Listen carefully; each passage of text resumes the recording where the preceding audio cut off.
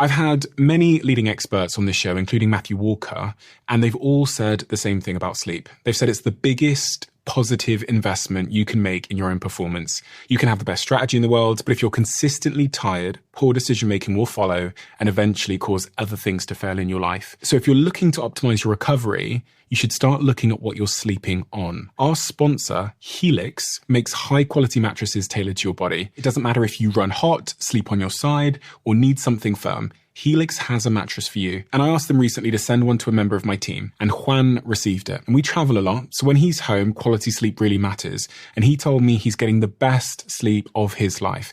And the data backs it up, with 82% of people in a Helix study saying they saw an increase in their deep sleep. And with a 120-night trial, you've got 4 months to prove it to yourself. You can get 27% off at helixsleep.com/diary. That's helixsleep.com/diary. Honesty really, really matters. And I think much of the reason why I started this podcast was to give the world the much needed honesty it needs, but often doesn't get. You hear success stories that are glamorized and that are oversimplified, but that's rarely the case. This week's guest will give you exactly that. Raw, unfiltered honesty, like you've never heard it before. And in some points, honesty that might make you a little bit uncomfortable. It made her uncomfortable. It made me uncomfortable. This week, I'm joined by Krissy Cela. She's an unbelievable, and in my opinion, heavily underrated entrepreneur running multiple multi-million pound businesses. She's one of the UK's #1 fitness creators, athletes, whatever you want to call her. She's an author. Her book is coming out in January. She has a remarkable story, one that starts from very, very humble beginnings as an immigrant that was bullied on the playground in the UK. And what you'll find out about her is inspiring. It's captivating. It's real. One of the most amazing conversations I've ever had on this podcast. And I'm so glad that we can bring you her story in this way, told with total honesty. Without further ado, I'm Stephen Bartlett, and this is the Diary of a CEO. I hope nobody is listening, but if you are, then please keep this to yourself.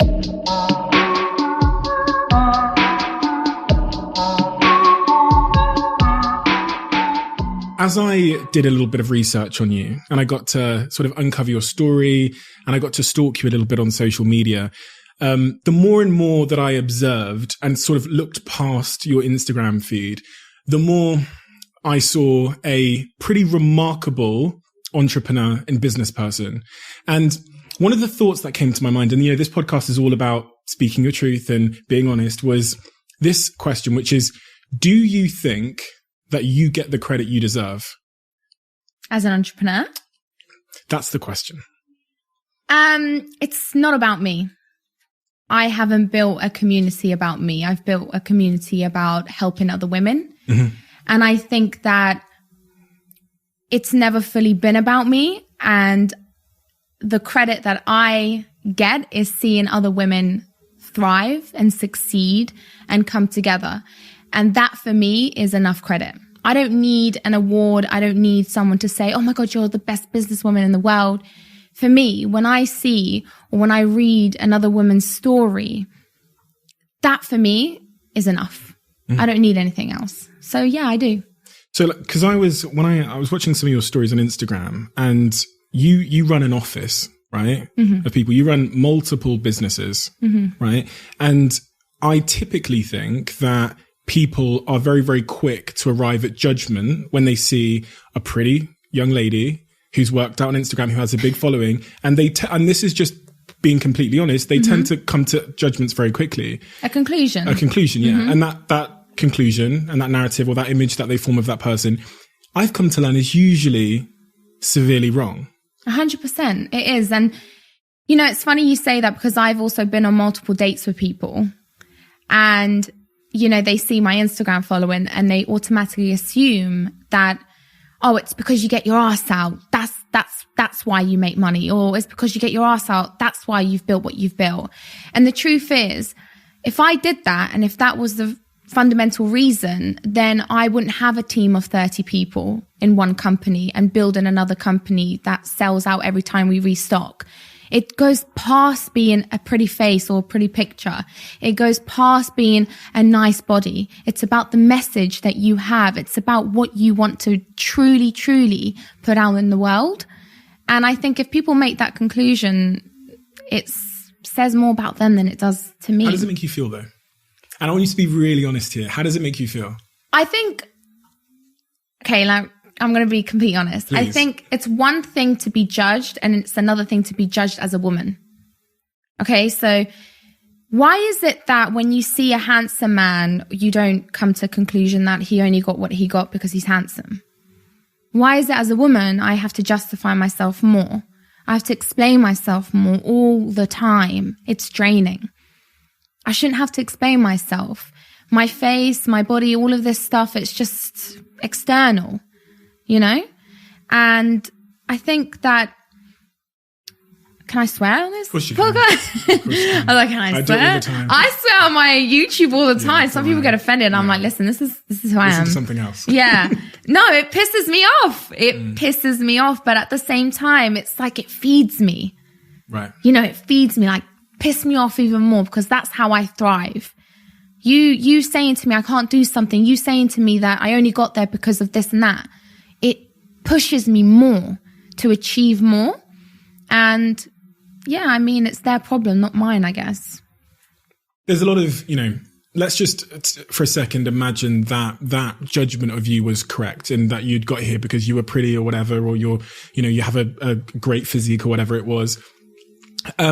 What would they be missing? What is the truth? Why did you get here? Because there are lots of very pretty people out there, right? Yeah. But for some reason you made it here. And I've seen your businesses. I've looked into them. You have pretty phenomenal businesses and you're running big teams of people in big offices. So like there's two kind of thoughts to this, but I think the central question that I'm trying to get an answer for myself is, what is it about Krissy that differentiated you, your approach, your message, and the way that you connect with people from all of these other people that are trying to do what you're doing?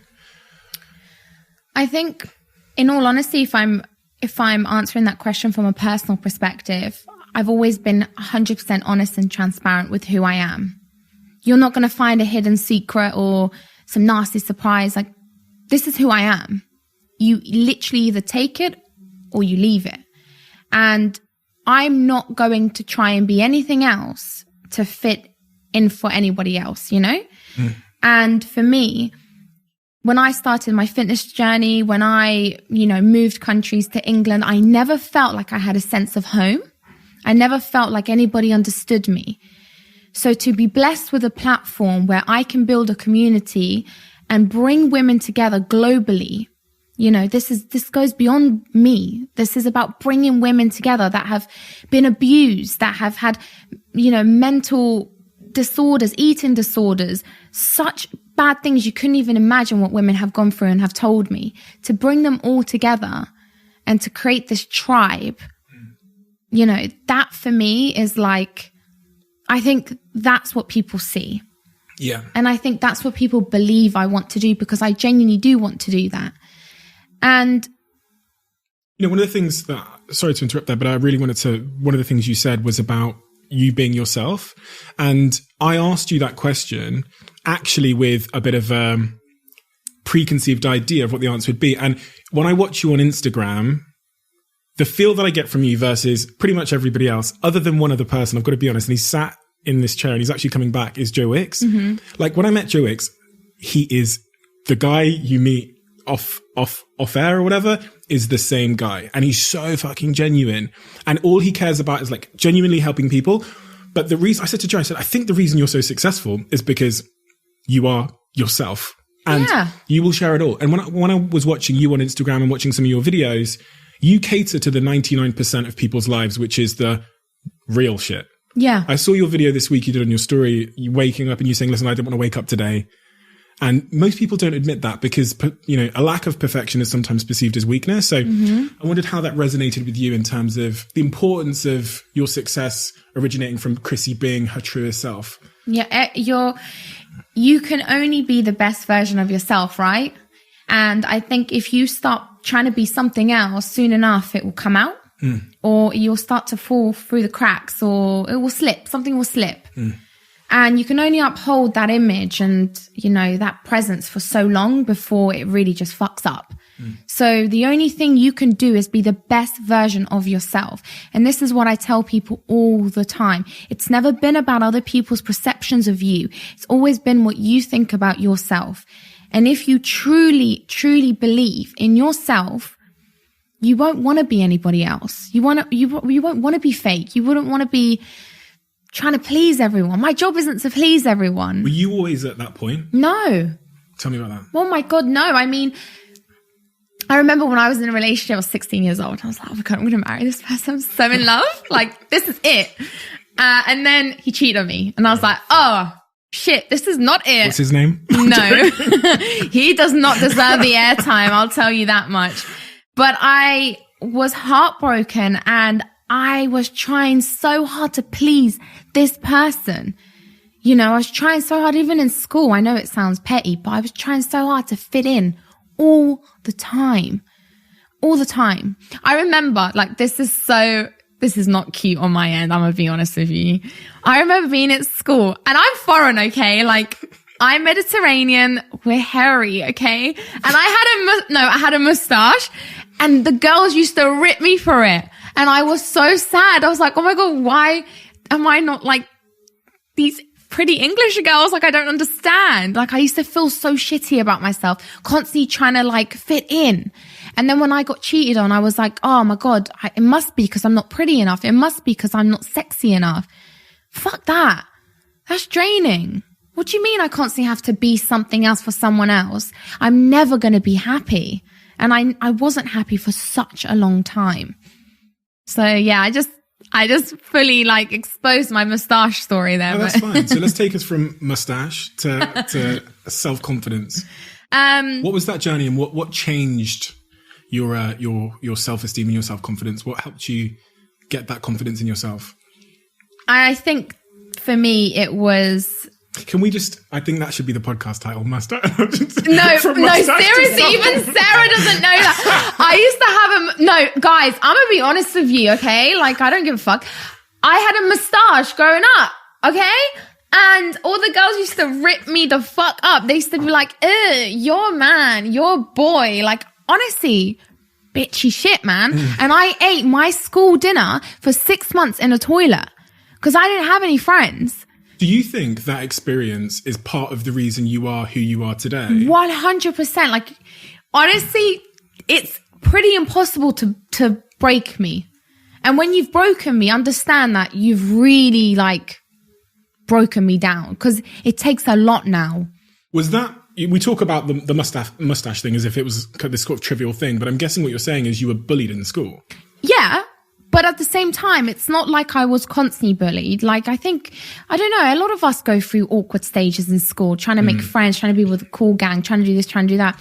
Then you almost become like mean as well because you're so hurt by everybody else that you only, yeah. So I think, you know, like I remember walking into sixth form one time and a lot of personal things happened in my life and no one wanted to be around me at that point. And I just hated everyone around me. And I was full of anger, constant anger and hate, you know, and I didn't want to be that person anymore, especially after being cheated on. I didn't want to be that person anymore. And I remember being on the train one day, because I used to work in Potter's Bar at the time, in this little men's boutique, like retail shop. And I was coming back home and I remember like the penny dropped and I was like, I can try so hard to be sexy and cool and all this stuff for other people, but I'm not doing anything for myself. And that's where the quote, do this for you, comes from. Because I signed up to the gym that day and then I walked straight back out and didn't go back for 2 months. I'm not going to lie to you. I signed up and I was like, I'm going to do this. I'm going to do this. I know what to do. Signed up, didn't come back for 2 months. I was like, fuck that shit. I ain't going back. I don't know what to do. Why didn't you go? Because I was scared. I was like, who do you think you are, Krissy? Trying to be like a fitness girl. You don't know what you're doing. You know, this was like 6 years ago. You don't know what you're doing. Go back home, relax. All right, relax, chill, go to work, study, relax. At some point you must have changed your mind. Yeah, I did. And evidently. I did. And I was like, okay, no, I need to do this. Like, what am I doing? I'm so lethargic. I'm tired all the time. I'm not strong. I was never like overweight or underweight. I was just tired all the time and drained, especially mentally. So when I got into the gym, I remember looking at the leg press machine and I was like, what is this transformer? I don't know what the fuck to do with this machine. And everybody else around me seemed to kind of know what to do. And then there was like men there and the women were on the cardio machines and the men were at the weights. I didn't care about the cardio machine. I was so intrigued by the weights. I was like, what? Why do men go there? What is it about men that go there and women go there? I want to go there. And I didn't know how to use weights. I didn't know what I was doing. I was training. I didn't have anything. Like no one was on Instagram at the time. No one was teaching the way. Social media has literally opened up a book full of information and free content. And I didn't have that at the time I started, you know? I didn't know what I was doing. So how did you? I learned. You learned. I just learned. I just was like, you know what? I'm just going to do this. And I kind of got addicted to the feeling of how completing a workout made me feel. And I started going again and again, and I started learning because... What was it doing for you going? It was giving me my therapy. Therapy from what? From life. From my reality, from the fact that I was so depressed with who I was and so angry at the world and everything the world had done to me. And the only time I felt like I could escape was at the gym, which is so crazy because the gym is like a chore for people. It's like, oh, I've got to fucking train today. But I went there and I escaped. It was therapy. And no one could take that feeling away from me. Not an ex-boyfriend that cheated on me. Not a mean girl at school. Not a horrible boss. No one. Isn't it funny that so much of, when you speak to people that have achieved great things, it all seems to have been sparked by like an earlier catalyst of being bullied or feeling insecure or inadequate in some way. I see the same in myself. The reason why I am successful, without a shadow of a doubt, is because the feeling of being broke and being inadequate in the area that I lived in and having all the windows on my house smashed for a decade and the grass being 6 foot high but living in around all of these white people, 0 black people at my school other than my brother and my other brother, that feeling of inadequacy put pressure on me for like 15, 16 years. And so my obsession, as I wrote in my diary at 18, was I'm going to have £1 million before I'm 25. I'm going to have a Range Rover is going to be my first car, right? Couldn't even drive. Do you know, it's so funny. I did the same. Right. I swear. And it's so funny you say you was the only black man in your school because I was the only foreign guy on mine. I was trying to contend with this whole idea of having curly hair. I was like, I started relaxing it when I was 12 so it'd be straight. And I look back and I think if I hadn't have gone through that in the way that I had, you wouldn't be where you are today. Not a fucking shadow of a doubt. And it's like that pressure releases at some point 100%. in different ways. I could have ended up in prison. Yeah. Right? My best friend said to me at 18, he said, Steve, and I remember where I stood when he said it. He said, you're either going to be a millionaire or you're going to be in prison. And it hit me like a ton of bricks because he was telling the truth. I cared so much about escaping from that pressure and from that life that it was going to channel itself into something. So tell me about your diary. What did you write in your diary? Oh God. I remember, it's so funny, right? I remember I wrote down, and I will never ever forget, I wrote down, I'm going to be someone one day. I wrote that down. And then I remember, you have Blackberries. Yeah. All right. Back in the day. And I used to write in my BlackBerry. And I just believed it. And anyway, when I went to the gym and kind of figured it out along the way, I fell in love with someone at the gym that I was going. He's now my ex-fiance, by the way, everyone. We're no longer together. But he is a very important person in this story because when I met him, I was at rock bottom, but I was also trying to find my feet and I was becoming more confident in myself. And that confidence did grow and attract the person that I was supposed to be with at the time, right? Because I do believe your vibe and energy attract the people that you have around you, right? And I remember he was driving me to work one day because I was waitressing. And I looked at him and I said, I don't know why I started Instagram at this point. I had like 50,000 followers. I started Instagram. In all honesty, I started it just to see how I looked doing exercises, and Holly would record me. And I was like, oh my God, look, I'm going to break my back. I don't know what I'm doing. I need to fix my form. But somehow people started loving it.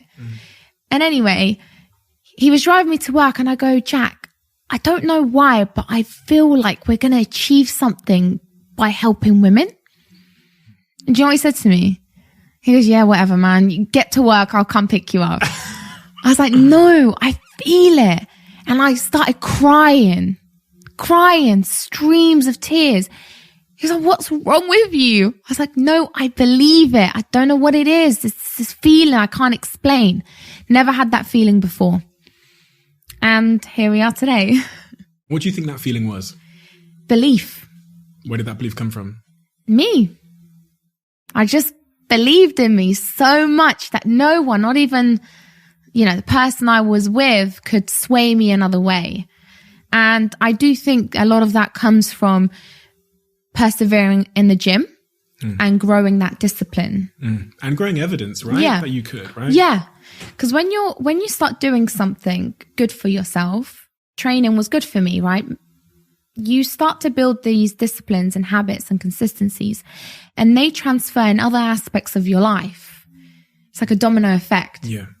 So I started becoming more disciplined at university. I didn't need 10 cans of Red Bull to stay awake. I was focused. I would excel all the time.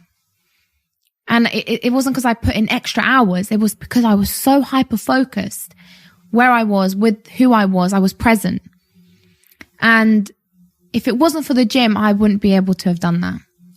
So your ex-fiance, yeah, Jack, mm-hmm.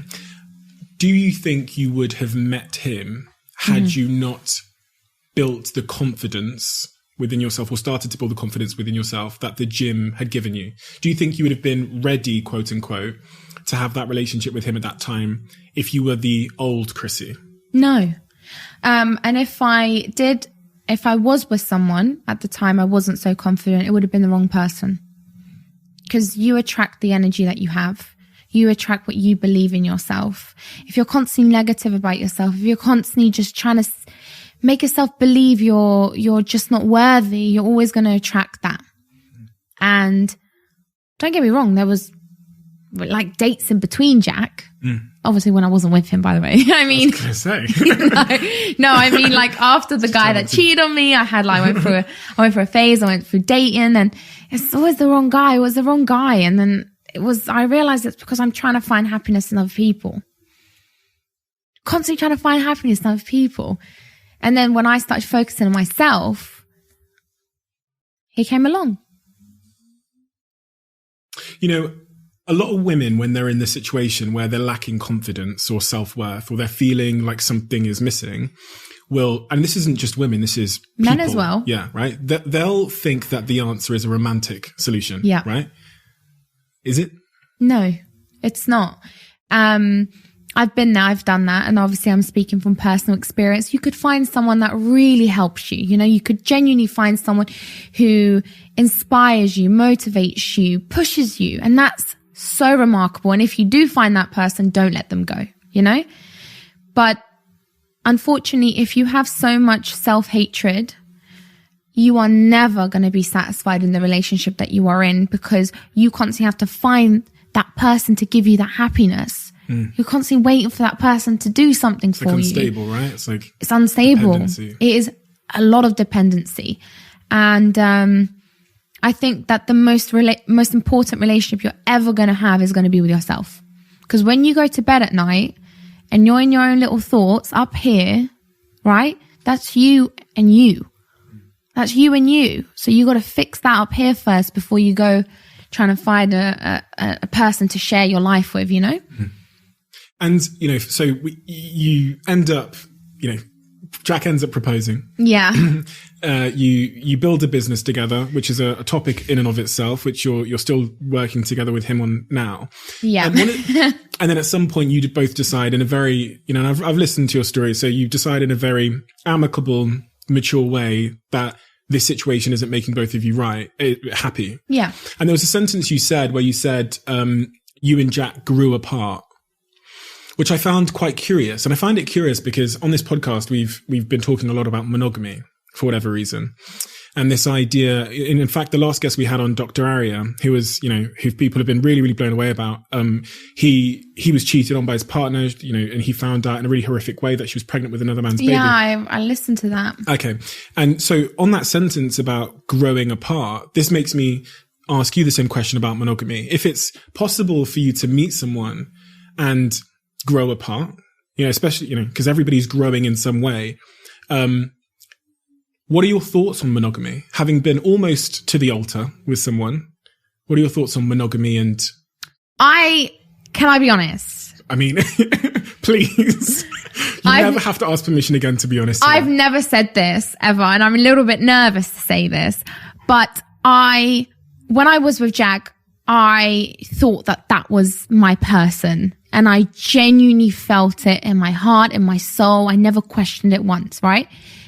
And we grew apart, and that's because a lot of people don't know what was going on behind the scenes. Last year, when I launched Tone and Sculpt with Jack, we had a lawsuit against us. No one really knew about that. 50 grand in lawsuits, trying to get our app that we built just to be ours and then build it from the ground up. That's why we had to refurbish and relaunch the programs, because everything is now built homegrown in our offices with your technology, with our technology, right? And do you know how much pressure that adds to a relationship? I can't imagine. And you're going home and you're like, what do you mean you didn't do this? What do you mean you didn't do that? Hating each other, resenting each other because you think they're to blame. He thinks you're to blame. I think he's to blame, right? And it's going to take a very, very special person to fit into the shoes that Jack left.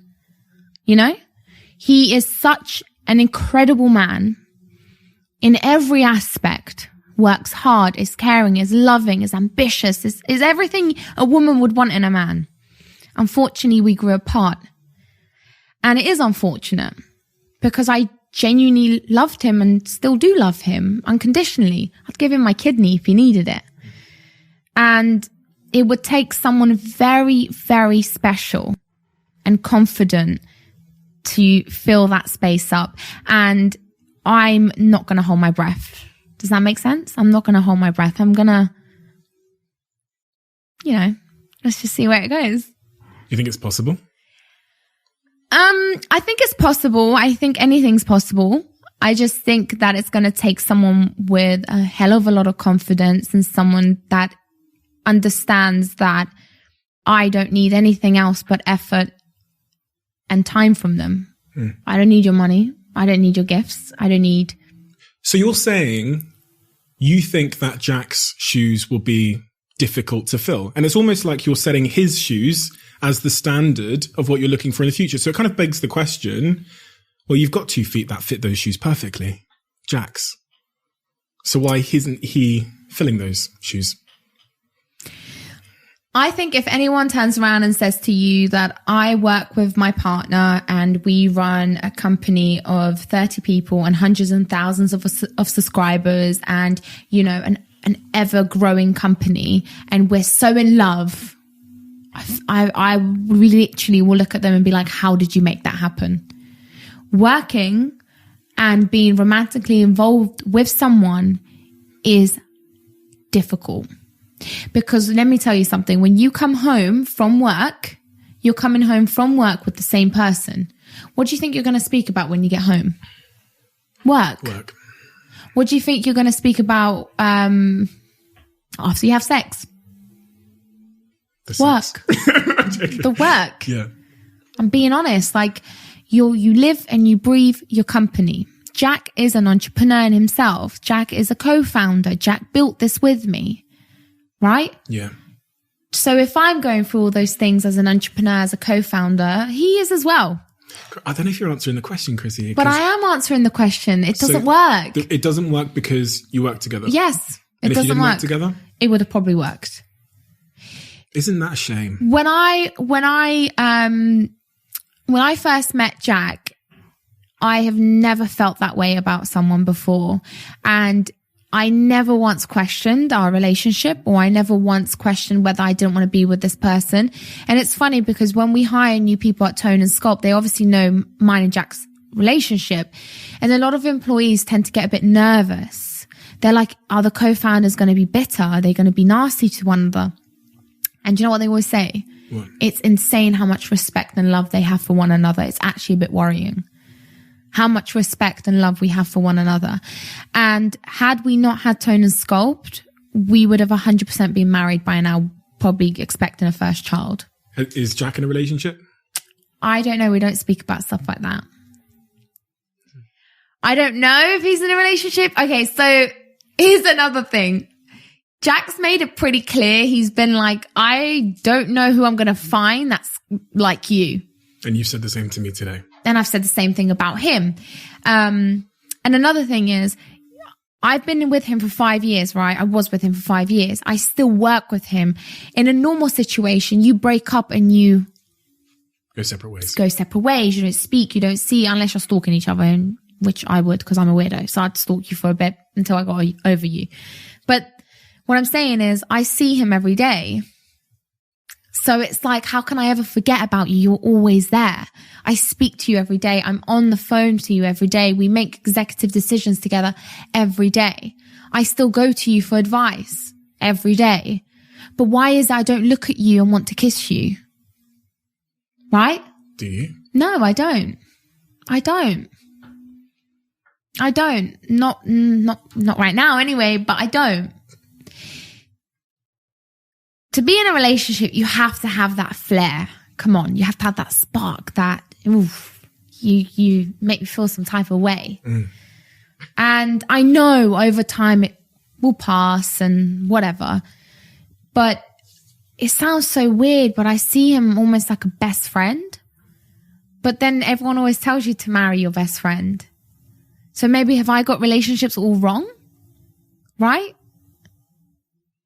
So I don't know. But all I'm saying is the person that I'm with and next with or whatever, they don't necessarily have, like, they're not competing, because that's horrible. You don't want to compete. Kind of somewhat unavoidable though, especially in Krissy's brain. But at the same time, it's like Jack is the most genuine person. Like, would always take care of me, always listen, always put me first, would always want me to succeed. It was check.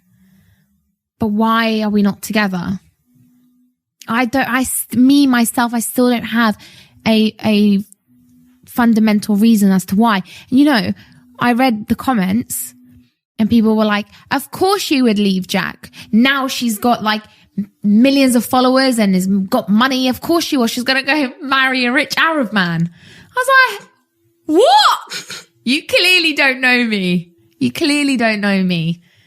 But I don't have a rich Arab man as a boyfriend, by the way. Just want to clear that up. But I don't know if Jack's dating. I don't know what he's doing. All I do know is that I want him to be so happy. Could you imagine life without him? Oh, no. Well, that question just took my breath away a bit. No, I couldn't. No. If he turned around tomorrow and he said, I'm leaving the business, I'm moving. No, I'd be absolutely heartbroken. I'd be absolutely grieving. I couldn't imagine life without Jack. But then again, don't they say the most important person in your life as a business owner is your business partner? You almost speak... Special bond. You almost speak to them more than you speak to the partner you go to bed with. But it's also... And the reason I asked that question is I remember asking myself that question about my business partner many years ago. And I remember and I thought to myself, what if they died? And it was like, well, then there's no point me doing this business anymore, which was a really weird thought I had. I thought, well, then they were such a fundamental part of the purpose and the journey. And it made me question, why I'm actually doing this. And I think with Jack, I think it's probably true that a huge reason why you do this business is because of him. You've been through so much together. Yeah. Like I couldn't imagine doing it with someone else, but I also can imagine doing it without him. And you've been through hell and back together with Jack, right? Yeah. And that strengthens the relationship, like, you know. So much. Been through so much with Jack. You do. 5 years with someone, shit's going to happen. Shit's going to hit the fan.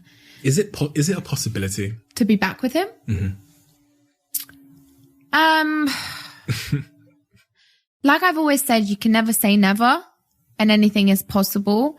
However, if Jack was to find someone, right, and say, oh, like, Krissy, you know, out of respect, he would have to sit me down because we work together and be like, I'm with someone now. And if I see that that girl is treating him so well and looking after him, in all honesty, that's all I hope. Would you be a little bit jealous? Probably. I mean, I'm not going to lie. Probably would. But and would you then why start wouldn't to you question the decision? Oh no, I'm not the type of person that if I don't have you, no one else can, or do you know what I mean? That's just weird. But I mean, you'd go home that day and start thinking. Oh, I would go home and be like, oh, like, damn. You'd set reminders off, like alarm bells would start going off. I absolutely don't regret ending it.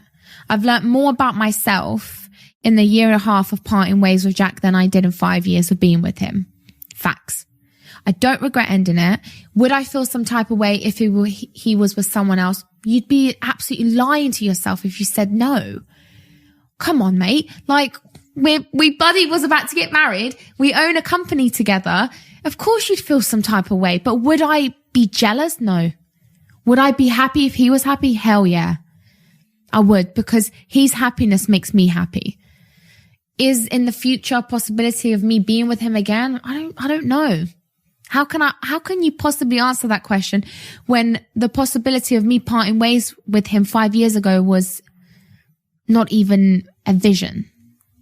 I can't answer that question, but if he was to find someone and be truly happy and in love and she was a good egg, I'd be happy. And it's possible to be happy for someone, but also for it to suck at the same time. 100%.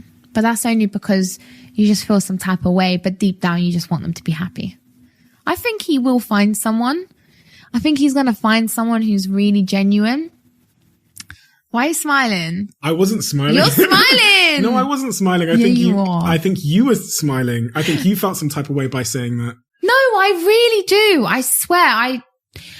Bloody hell, I've been honest enough till now to like lie. But when he does, right?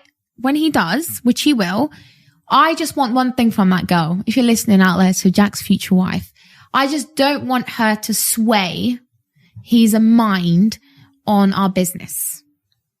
Does that make sense? Yeah. Oh, leave Tone and Sculpt. You don't need it anymore. That's horrible. Like, don't interfere. Don't need to get involved, love. All right? Oh, look at you. But it's true.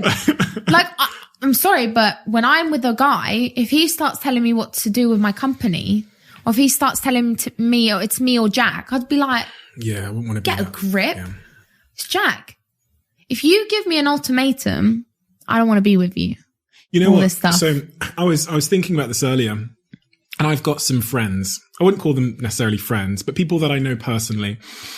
And they would hate, because they're so insecure as men, they would hate the idea of dating someone as self-made and successful as you. Mm-hmm. And it's a certain type of insecure man. I'm laughing because I already know. Really? Already been there. Really?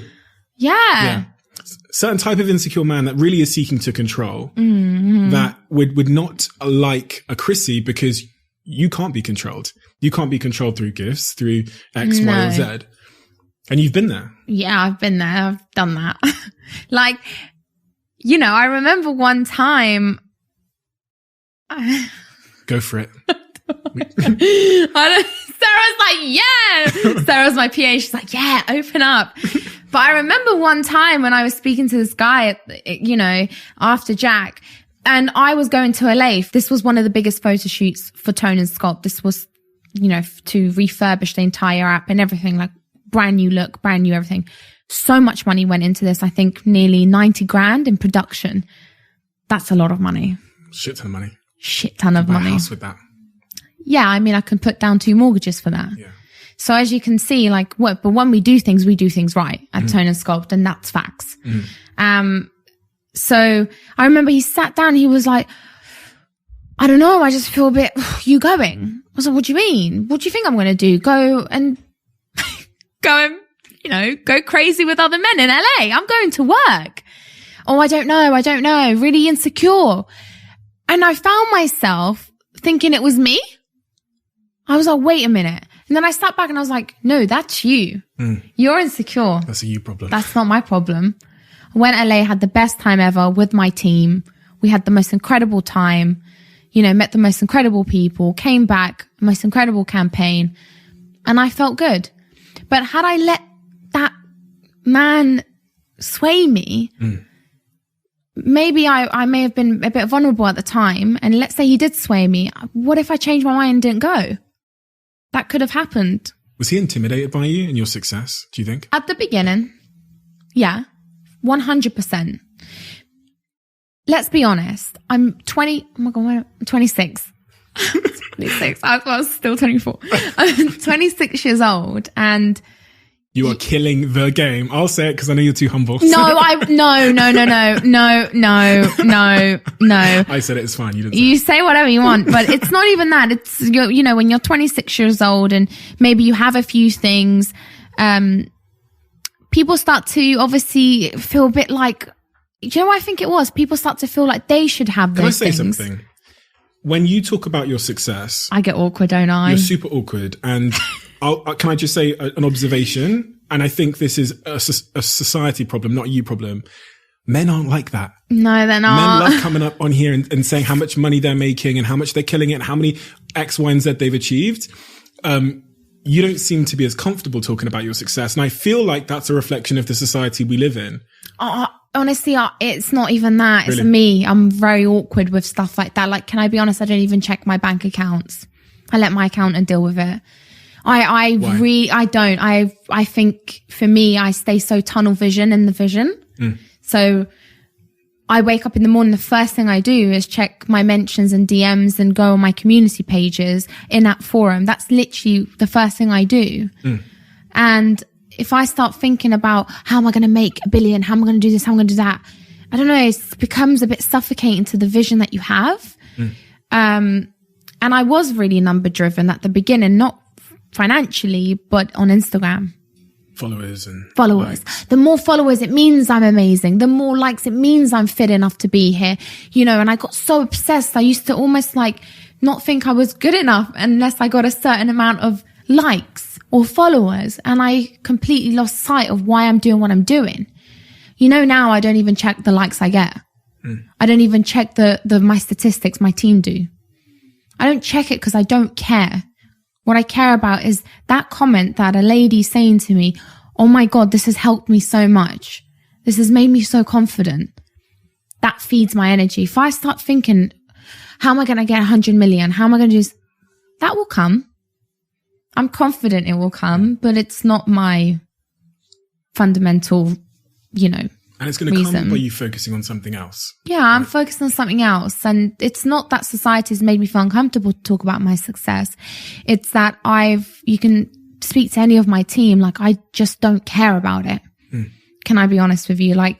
I am not thriving to, I don't know, I'm not thriving to have the biggest house or the fanciest car. I mean, I even said to you, I don't have a fancy house, by the way. And you were like, I don't care. Yeah. I don't really care about stuff like that. I never have been like that. And it's not that I'm trying to be humble. It's I literally don't give a shit. I don't care about a fancy car. Never have done. On the things that you do care about, you talked about these comments and these DMs you get. I imagine, because I get a couple of DMs as well.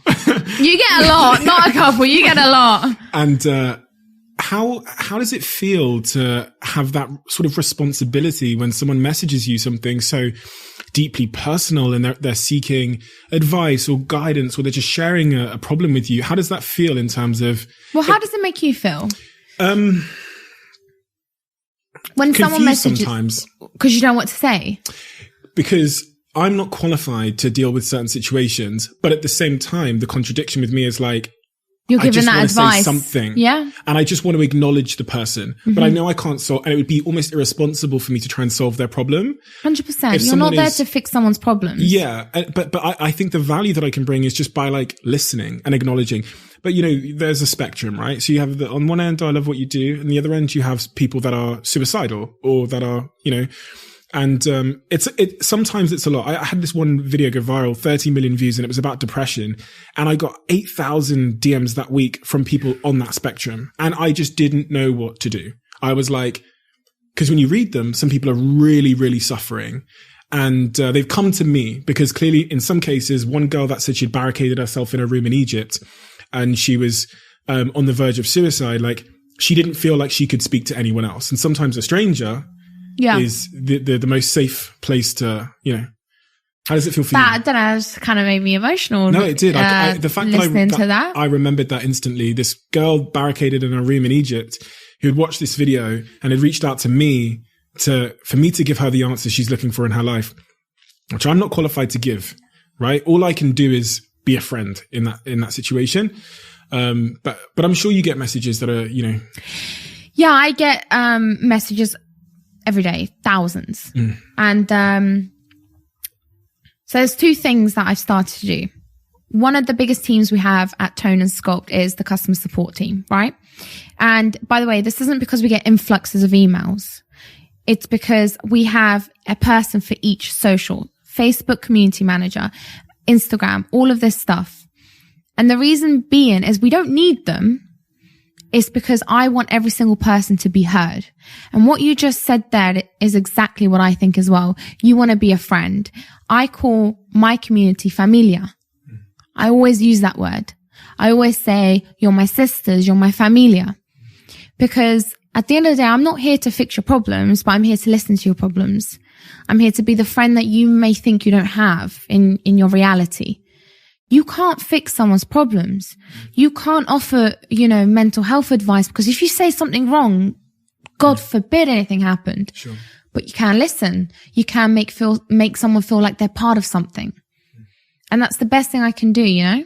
Before you came here today, there was a question I actually wanted to ask you about yourself. Yeah, okay. And I only ask questions because I am curious myself. Sure. And I'm trying to I think the reason I ask these questions is because I'm trying to find similarities in some way between a person on your journey and a person on mine. The question is, are you hard to date?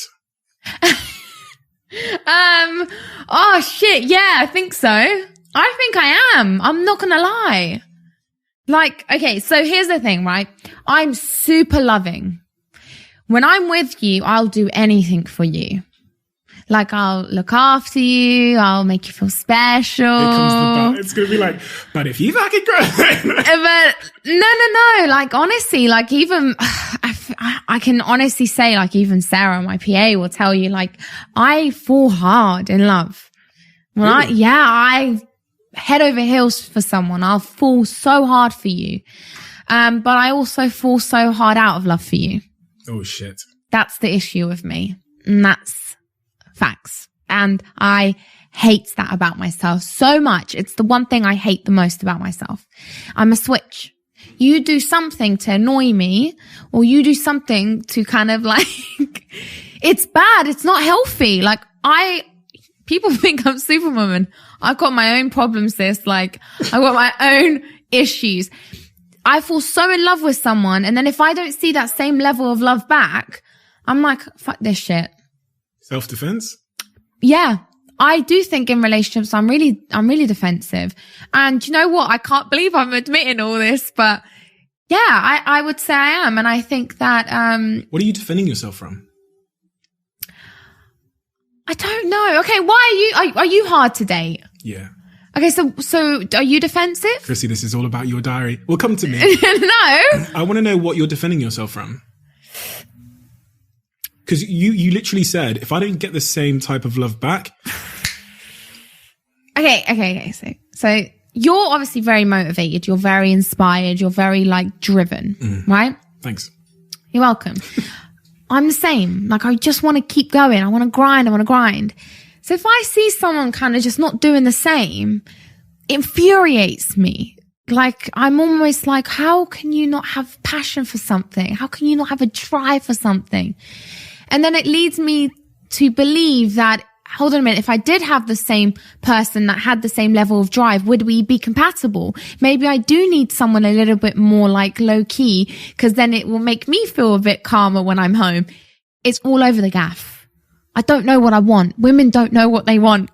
Stop asking women what we want. We don't know what we want. We don't know what we want. But what I can say is, I think sometimes when we overthink things, especially me, I overthink relationships all the freaking time.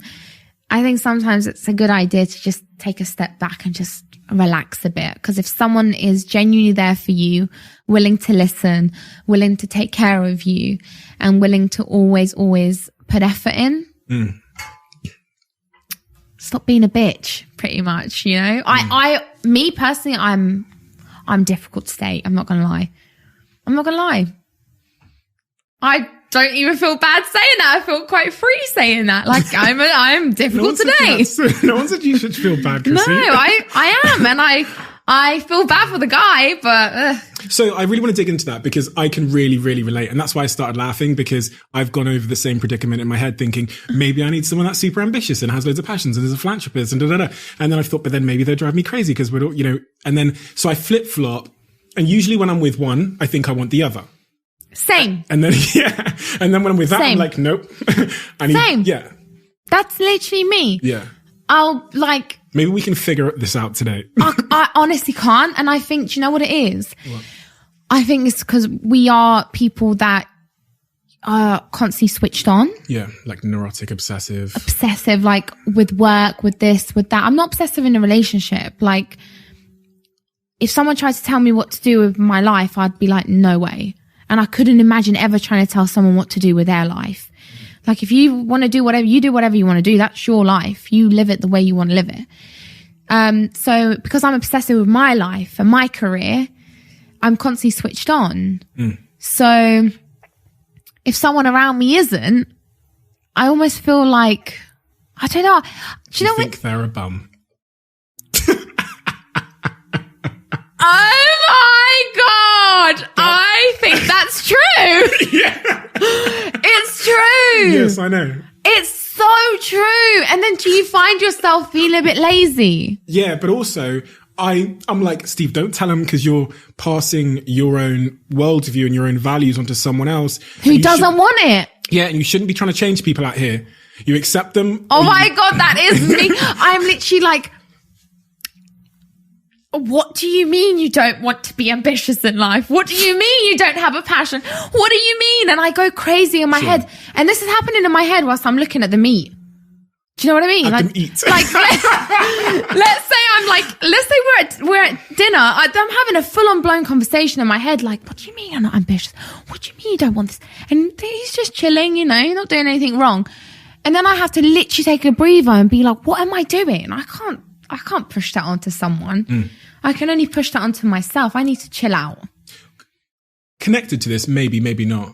Your parents, hardworking? Oh my God, so hardworking. Came from another country? Immigrated at the back of a lorry. You know, I immigrated at the back of a banana lorry. Wow. Yeah. And I remember we landed in France and my family got arrested because we were immigrants, and they separated us. So they put me, my mum and my brother in one room, my dad in another room. You could see him through the glass.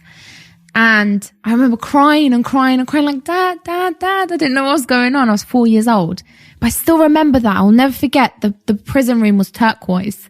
I'll never forget that. And when we came to this country, my mum and dad worked hard. My mum worked 3 jobs. My dad worked as a HV1 lorry driver every single night. You know, every penny they had, they saved. My dad had a pretty bad gambling problem. I'm going to be honest. My mum was constantly trying to like fix that problem. And I've never actually mentioned that ever before. Ever.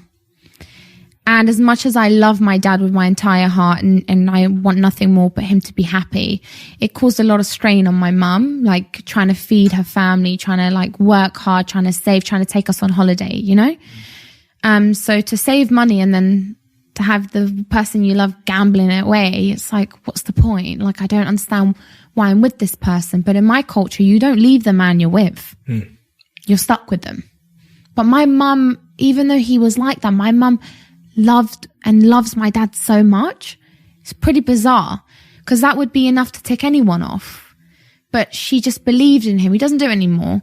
Believed in him and nourished him and loved him so much. And together they grew better. So for me, if I have a man and he like places a bet on something, it triggers me to think he's going to be gambling. And I'm like, oh my God, no, sorry, out. He's put one bet down and I think he's a gambler. Do you know what I mean? It's crazy. So I asked that question for a reason. Go on. Because we've established that we have very much similar traits and relationships, that we tend to really value hard work and ambition. And it tends to be the case that the value we attribute to hard work and ambition probably comes from a childhood where hard work and ambition were the thing that might have got us out of some bullshit. Let me tell from my example, all right? Go ahead. So very much the same as yours, but switch the parents. So I came from Africa. I was born in Africa, came to the UK. My dad had like a pretty good job, but my mum, you could call it a gambling addiction. She has both a gambling addiction on one hand because she played, there was probably 1,000 lottery tickets. If I opened any drawer in our house, lottery tickets, right? Okay. But on the other hand, she couldn't stop starting businesses to the point that the reason why we were so poor, we never had birthdays or Christmases or went on holiday at all, ever, period, was because my mum spent all the money trying to become a millionaire by starting these businesses. They'd all fail within 6 months because she can't read or write. And my dad was the unconditionally loving, calm, supportive, won't leave you even though you're an absolute arsehole parent, right? So always one. Yeah. So in my house, I think when I think about why I am the way I am now, I think money was such a big problem that in our house, it was the cause of so much pain. Same. That I grew up valuing it so much. And the thing that would get you it, which would, to me would be like, you know, what I thought was happiness was like hard work, ambition. Same. Like my parents worked so hard that they wouldn't even be in the house when I went to bed or when I woke up. And so I value hard work and ambition because my parents taught me it, because it was the cure to our problems. Right. So, and especially as immigrants, right? There's like an immigrant vibe. I get you. Yeah. I get you. We don't even have to talk about it. I just get you. So like, this is part of the reason why I think in relationships, when someone doesn't have those values, when they don't value hard work and ambition, I'm like, what the fuck is wrong with you? Yeah. But it's probably something wrong with me. I don't think there's anything wrong with you. I think I'm not going to sit here and think there's something wrong with me. Not wrong. It's like, it's the result of my traumatic childhood experience. Maybe I wouldn't change it for the world. Do you know what it is? I swear to God, I think it's the fact that, okay, so a lot of people, when we moved to England, I was never allowed to like go to stay over other friends' houses. My dad is super strict. Like I couldn't even wear skirts around him. Absolutely not. Forbidden. And so when I did used to go to my other friends' houses, like English culture, it was a completely different vibe. Like their family was different. Like their mums and dads were different. And then when I'd come to my house, it was different. And I didn't understand it. So my dad has always wanted me to marry an Albanian man. It's like his dream. He's like, please marry an Albanian man. You two will be amazing together like this. And I'm like, Dad, I don't care what he is so long as I'm in love.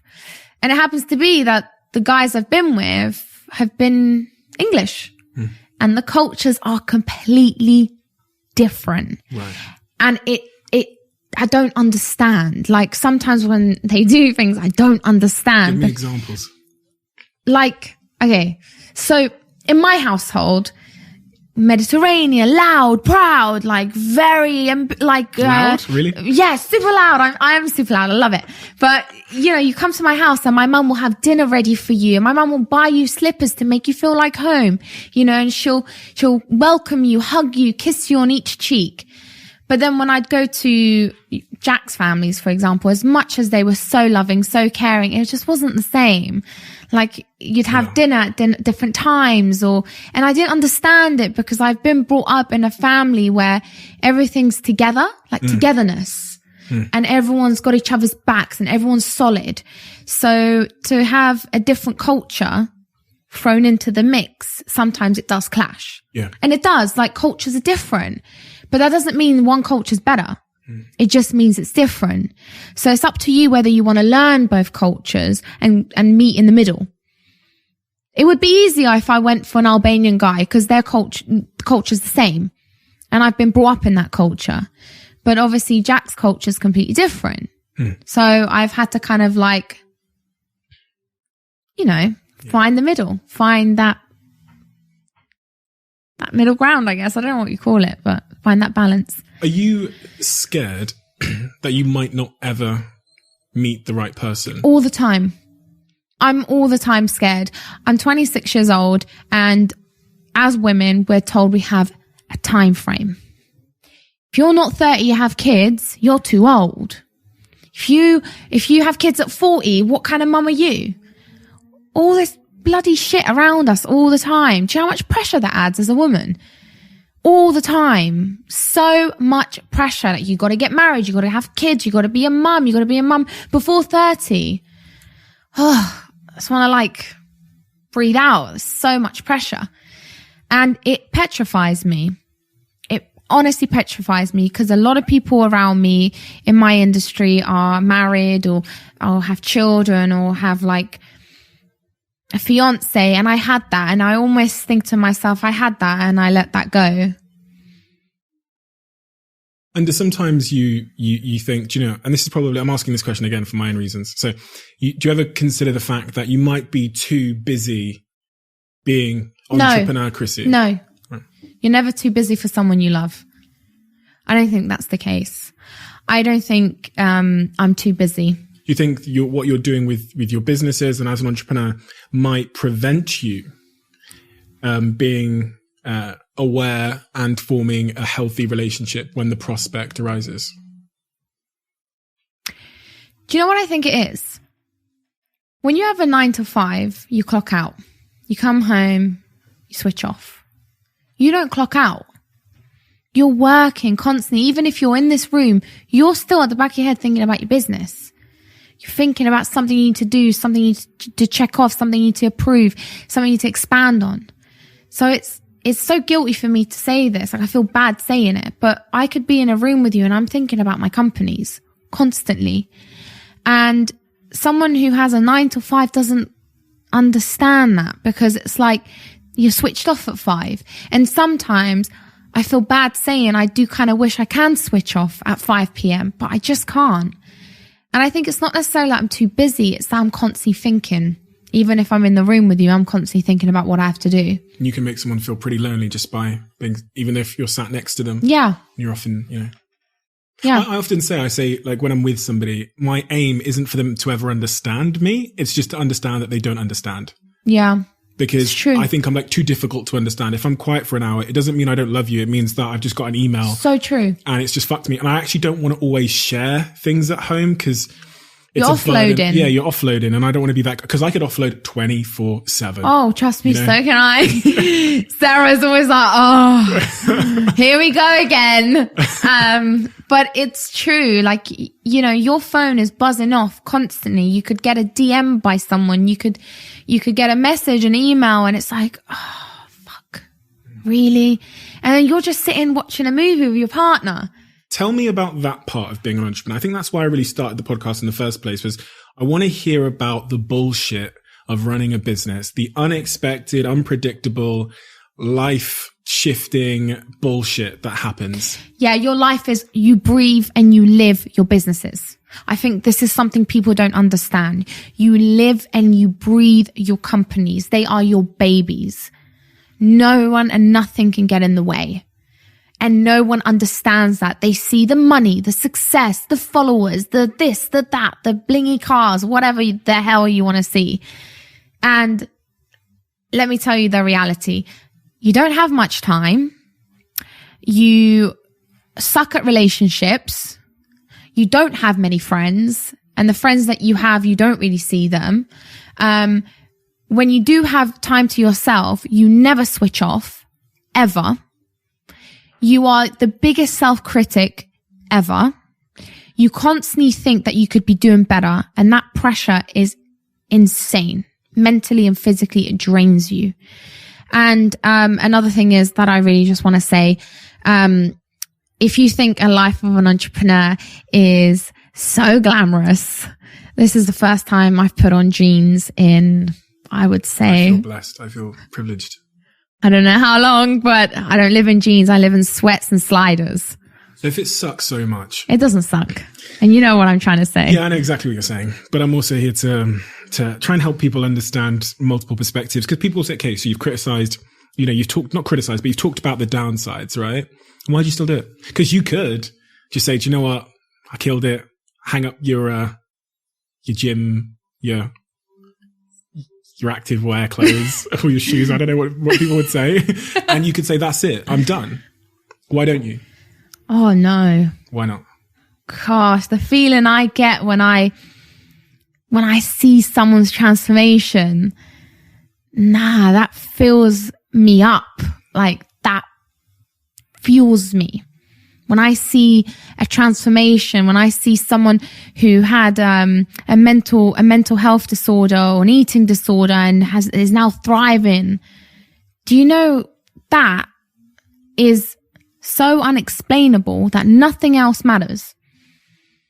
I'd rather not have a relationship, to be frank with you. I really am not that fussed. So long as I can continue to help as many women as possible, for me, that's enough. And that's why I don't stop. Is there an end point in all this? I hope not. Okay. There's no mountaintop. There's no... No, I think that, you're told in life that you need to go to school. You need to go to university. You need to achieve this, right? So then you achieve this and you are not satisfied.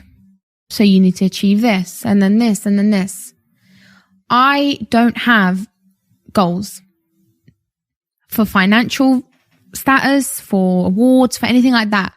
I had maybe 2 goals and I've achieved one of them, which I won't share because it's actually very top secret, but you'll see it next year. Okay. But if you have these tangible goals. I'm thinking now what it is. I'm like, you finally married an Albanian man. I'm like, what's going on? Oh, yes, Daddy, I did. No. I didn't. No, I'm not married. Nope, that's actually very depressing. Thank you. But no, it's like you goals are like, when you wrote in your diary, I want a Range Rover. Mm-hmm. Right, you got a Range Rover. What then? Just total anticlimax. Yeah. Wow, I want $1 million house. Cool. What then? You're lonely in your house. Yeah. Your house is so big you don't even know what to do with it. By the way, my house is not so big. I don't know what to do with it. I need more space. But do you see what I'm saying? So I don't have those types of goals because they're not attainable. Is there a point when you were building the businesses you run where you had your worst ever day? Because I can think about the worst days that I've had in business. What was the one that sprung to mind straight away? Oh God. Okay. So when I'm a woman in tech, right? Sure. So with an app, there's complications that you are not even prepared for. There's maybe a bug, maybe this, maybe that. So obviously when this lawsuit was happening to get my app back, from the developers, from the old developers, it was a third party company. Yep. When we transferred it to brand new servers that are obviously, pretty much ours, because servers are just so huge. Mm-hmm. But I didn't know anything about tech when I started. Now you speak to me tech, I know tech language. Okay. So it's actually, I'm very proud because for someone who literally didn't understand what the hell a server was, I was like, what's First time you heard there's a bug, did you think, oh, ladybird? I honestly don't, it's embarrassing. But when the transition happened, the whole app went right, shut down. And imagine when Instagram shuts down, people are like, oh my God, Instagram sucks. Like, F you, Instagram. Mm-hmm. Okay, but this is my company now. So when it shuts down, it's like, I can't I can't pay for my employees. I can't pay for my office. I can't do this. I can't do that. When it shut down, my whole face shut down with it. I was like, shit, what do I do now? This is it. We lost 10,000 subscribers in one day. Fuck. You times 10,000 by $13.99. Yeah, it's a lot of fucking money. It's a lot of money in one day. Gone. That was probably one of the worst days. And I just sat back and I looked at Jack and I just said to him, what the fuck do we do now? Jack being Jack, he was like, don't worry. We'll gain them back on. Don't worry. Why are you stressing? This is what happens. Well, what do you mean? Why are we stressing? Idiot. What do you mean? He's like, chill out. But yeah, that was probably the worst day. And I just remember I lost so much weight.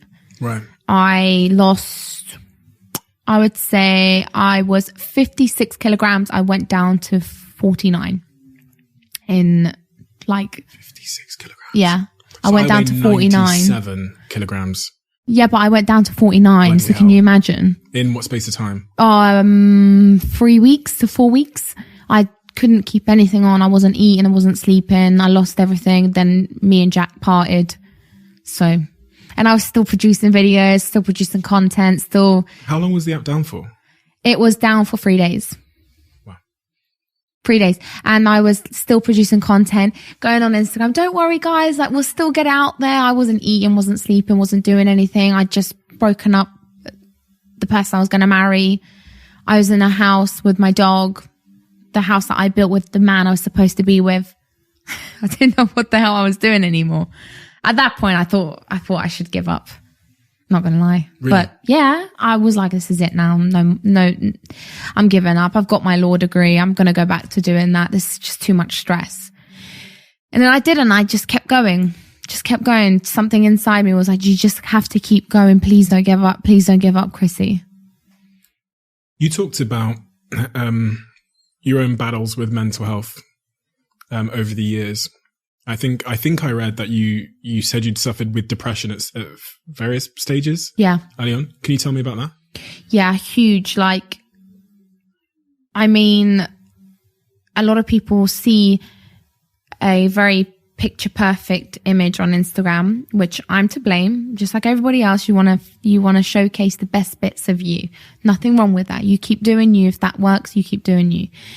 But I have been in such dark places that I couldn't picture wanting anyone to feel what I felt at those places. Even someone I resent. Not that I resent anyone, but I wouldn't even want that for them.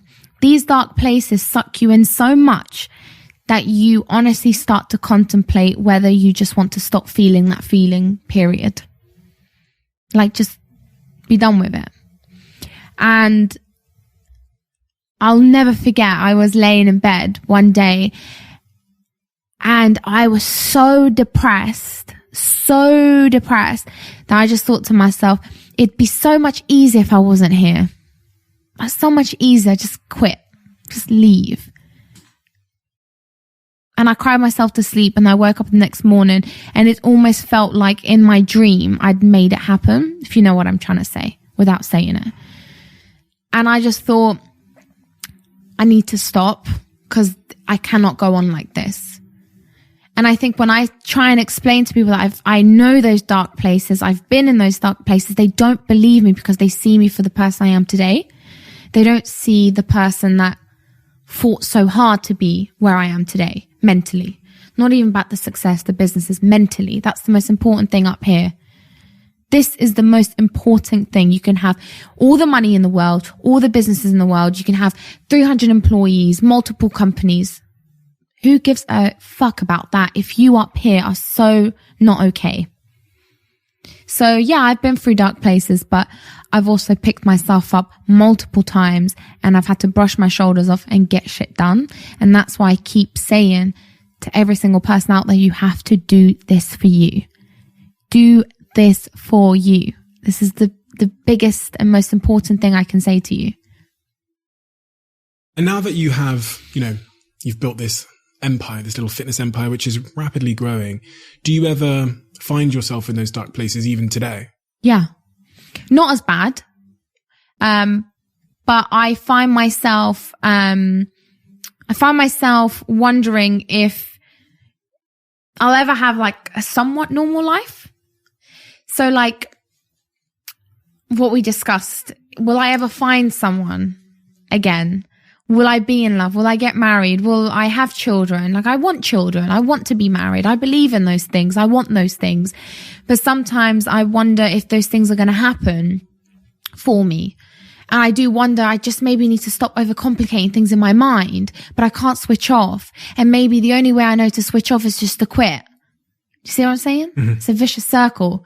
But then if I quit, I'll be so angry at myself for quitting. So it's like ongoing. It's constant. It doesn't stop.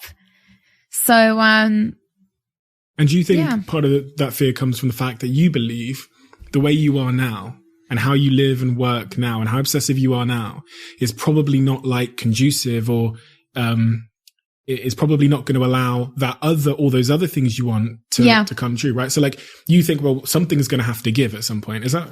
I do. I'm not going to lie. I literally think like that. I'm not going to lie. Like, so when Tone and Sculpt was built, I honestly didn't realize it would grow the speed it did with little to absolutely no marketing expenditure. So everything's been hyper organic. In the space of 12 months, we now have a team of 22 people when it was just me and Jack 12 months ago.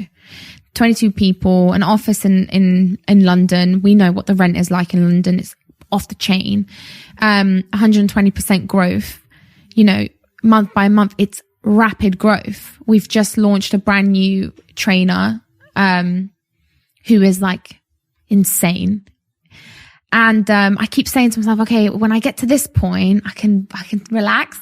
And I say that to Sarah all the time. And I keep mentioning Sarah, but because she is the one person that knows me probably better than my own blood, because she's with me everywhere I go. And she is the person I speak to about a lot of things. So I always say to her, okay, when I get to this point with Tone and Sculpt, I can breathe. And bless her, she's like, yeah. But she knows in her head, I want more and I want more. But it's not that I want more. It's that I believe we can do more, and I believe we can do more and strive for more. So when does it end? When does it end? It doesn't end. That's what I'm trying to say. So you have to make peace with it. You have to make peace with the fact that it's not supposed to end.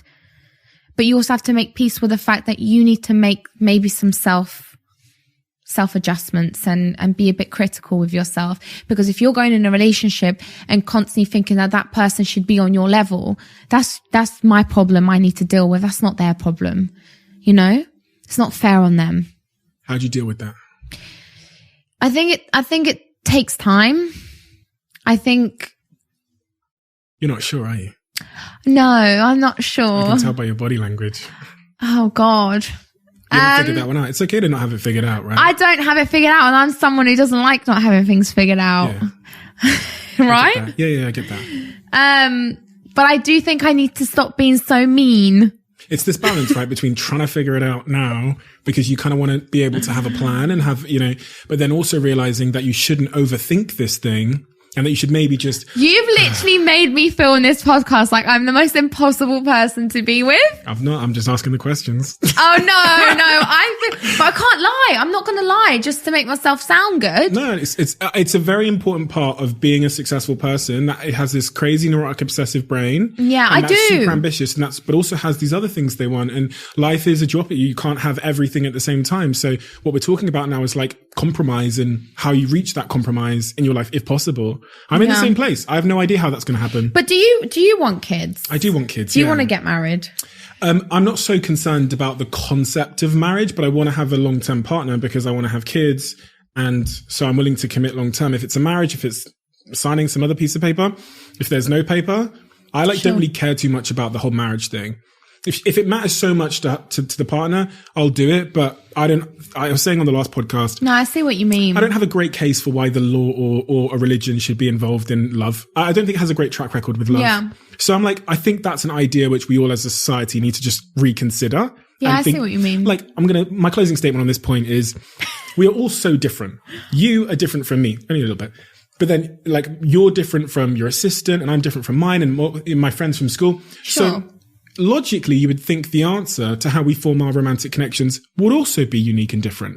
Mm-hmm. Like, and I think at any time in life where the script tells you everyone has to go through this door, when you are a different shape, it's like putting a triangle in a square. Like, of course, I think that's when you have to question things. So I got kicked out of school because I just stopped going, dropped out of university after one lecture. And I've tried to navigate my way through life, just rejecting the things that I'm meant to just accept blindly. And marriage is one of them where I'm like, can I achieve all the things I want to in a relationship without that piece of paper? Yeah. And I put it on my LinkedIn last week. I said, I basically said to the world, I think marriage is a concept we need to reconsider for everyone. Someone proved me wrong. And one guy commented, he said, I've been in a marriage for 45 years. We love each other. We've done this. I said, could you have done that without the marriage? He went, yes. Okay, then. Yeah. So why? But you would do it if she or, I don't know, he, whatever. Maybe. But then I need to be honest here, because, you know, if they really wanted to get married, I'd ask them why they really wanted to get married. I'm not gonna lie, I am the same. Like, for me, a piece of paper doesn't define my love for you. Okay, let's talk about this then. So why do you want to get married? Do you know what it is? Like, this is me being a woman. Right. I just really want a dress. We can do the wedding. Like, marriage is different from a wedding and a ceremony. But, someone said that on my post. I guess so. When you put it, I mean, look, my dream wedding would genuinely be like on the beach, having like burgers and beers with the closest friends and families, running in the ocean. I don't want it like a big fancy party. I feel like you just described your dream day. Yeah, literally. Do you know what I mean? If you could do that like this weekend. But if I said to you, because you're so busy, if I said to you, what do you want to do right now? I bet any money you'd say, do you know what? I'd love to be on the sofa and just eat my favorite food with the people I love. Yeah, of course. Right? Of course, yeah. Over going out getting smashed. Of course. That's what I'm saying. But a lot of people. The funny thing is, my brain actually like, go on your laptop and check your emails. See, that's what I mean, because you're obsessed. Yeah, I was like, because I love it. You know what I mean? Yeah, but what I'm saying is, to other people, they want a big wedding, a big fuss. I hate fuss. I absolutely hate fuss over me. And it's so funny because like even my team threw me a surprise birthday party. I saw.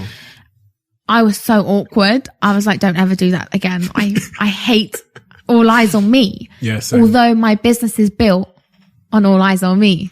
Do you see how that's so contradicting? It's the same.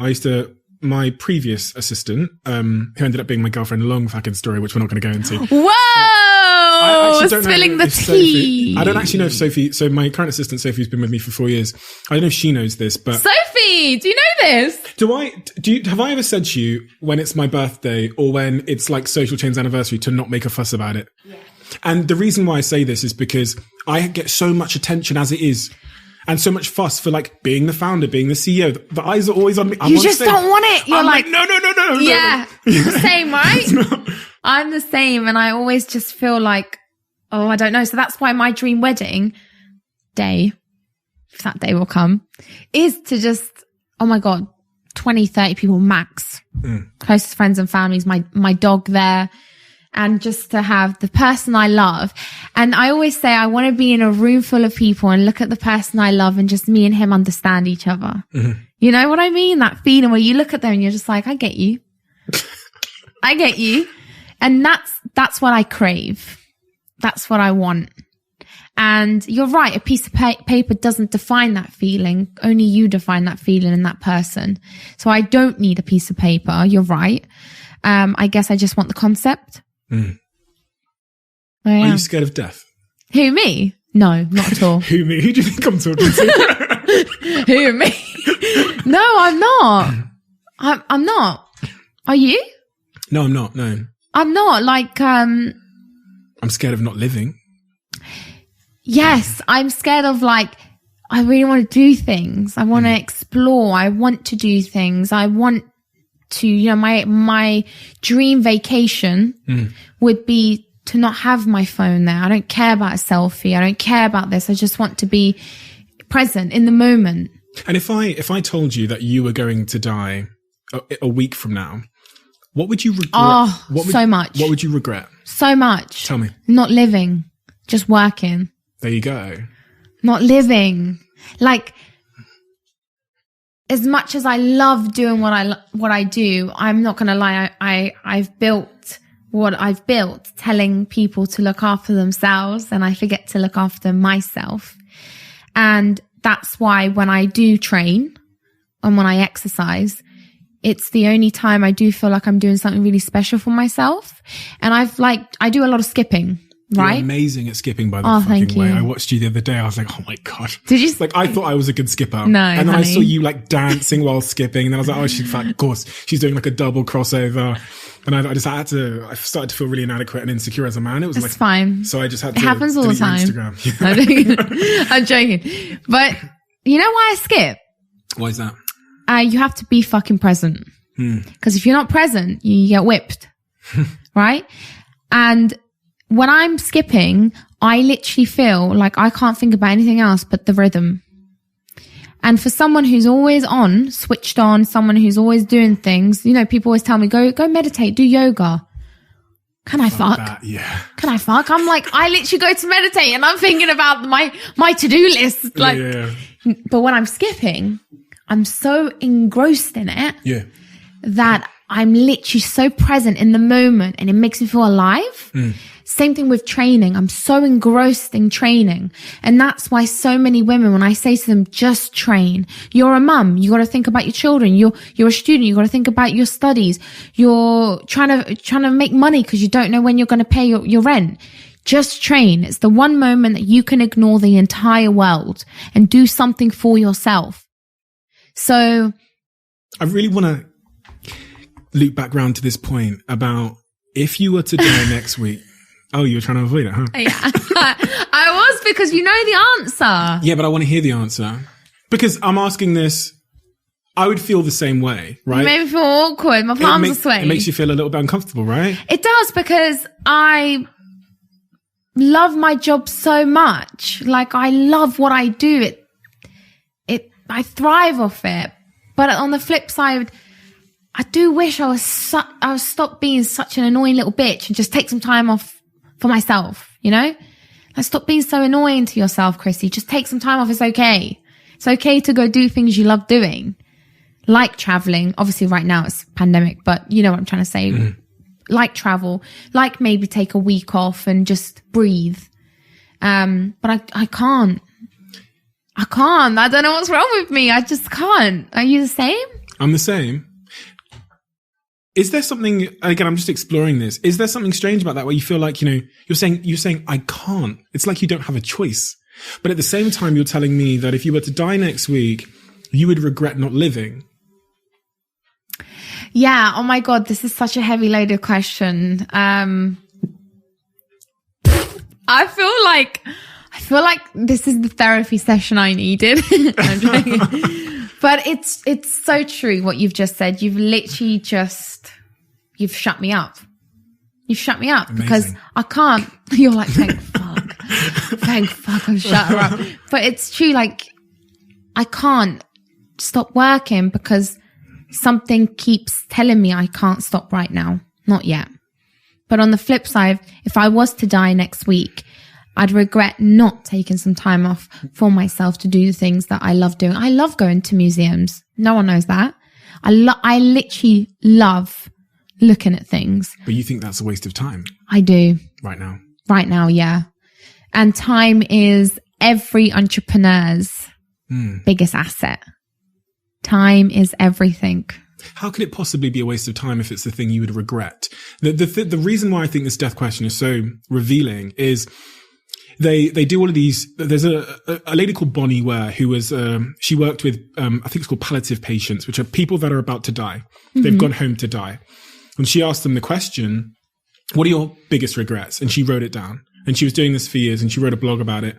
And there's a certain sort of retrospective clarity you'll get in that moment when there is nothing going forward for your life about how you should have made your decisions. In that moment, you can imagine only the things that matter. Mm-hmm. People, what that girl said about your hair, none of this shit will fucking matter. The playground shit, none of it will matter. You'll just be left with the things that truly mattered.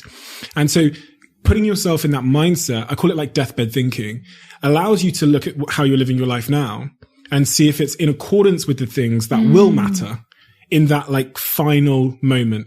And so I asked this question because I think the same about me. I'm like, if you told me today I had 4 days left to live, I'd be like, why didn't I have a better relationship with my family? Yeah. Why didn't I go see my niece? I don't have a relationship with my brother. Well, yeah. You know? I have a shit relationship with my mum in particular. Yeah. I don't see my niece and my two nieces enough. But I've probably seen them, I don't know, 3 or 4 times. She's maybe 3 years old. She's only 2 hours away. And so I think these things about myself. And I think, okay, so, but what are you sacrificing? But have you made a change? Because no one's ever asked me that. See, the question is now, you've asked yourself that. I think it'll always be there. But it won't be. But no one's ever asked me that. So now you've got me thinking, oh shit, I need to get Sarah to put me on holiday because fuck me, I need to live my life. But it's like, in all honesty, I'll probably leave today and keep doing what I'm doing day in, day out. Until at some point, you'll learn this lesson the hard way. Facts. And, you know, recently, one of the most important people of my life passed away. The woman that gave me a home, my best friend Holly, who is literally my sister, her mum gave me a home when I was homeless. And, you know, she didn't once mention the months she let me live there, the food I ate, the hot water I used, not once ever brought it up. And I saw her on her dying bed, right? And I held her hand and I just kept thinking to myself, nothing matters at this point. And do you know what Holly said to me? She goes, I would have called you sooner, but I was scared you were doing something.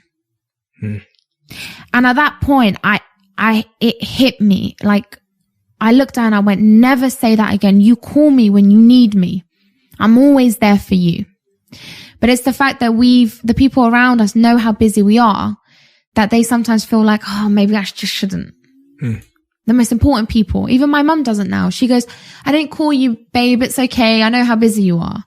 And I say to her, no, you call me when you want me and you need me. And it's not like you've told people not to call you, right? It's that they think that you're just so busy that it will be a disruption. Because you've made them feel that way. Yeah. Yeah.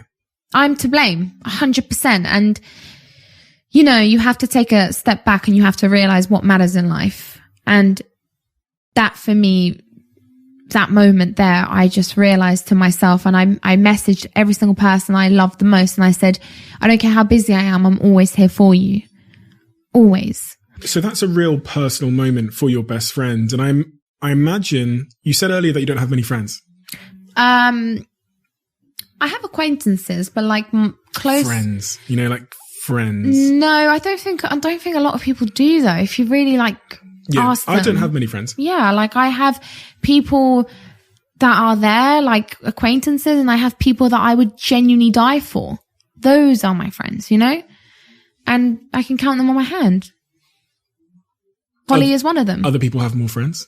Is that a fair statement? Typically. Yeah, sure. But I don't really care if you have more friends than me, to be honest. I'm happy with the people I have. Because you have more friends with me doesn't make you more superior or makes you a better person because you have more people around you. It's just, you know, I'm only 26. I don't know how many friends I'm going to have at 62. So I have friends. Do you see what I'm saying? Probably less. Maybe. Yeah, according to the data, you'd maybe have less, yeah. But at the same time, I couldn't have asked for better friends that I have now. And the friends I have now would protect me and look after me, and they know I would do anything for them. That's what matters. Not having 100 friends. I want one good friend, not 100 random friends. So I asked that question because I think I've definitely struggled to make and to hold on to friendships because of the way I've been over the last decade. In the same way, like normal relationships, I found that I don't invest enough in my friendships as much as I probably should. Okay, I'm going to be completely honest. People come and go, right? People come and go. And it's so bizarre because I know it sounds crazy, but I've pretty much built a virtual community, right? And I feel like that's my team. Even though I may have not met these women physically, I feel like they get me more than the people in my own life. Is that weird? Do you think that's weird? You think it's a bit weird, don't you? Be honest. I don't know if it's... Like I speak it's to unusual. people. It's a very curious thing you've just said, yeah. Like you should, I don't know if you've ever seen, or maybe not, but when I go on a live workout and I work out with hundreds and thousands of women, I don't see them, they see me, but I feel the energy. I can't explain it to you. I sound crazy right now, and people probably think I'm an absolute crazy psycho weirdo, but let them think what they want. When I'm like reading a DM, right? Or when I'm going live for a workout, or when I add a new workout on, and when I repost people, because you see I repost a lot of people, right? Yeah.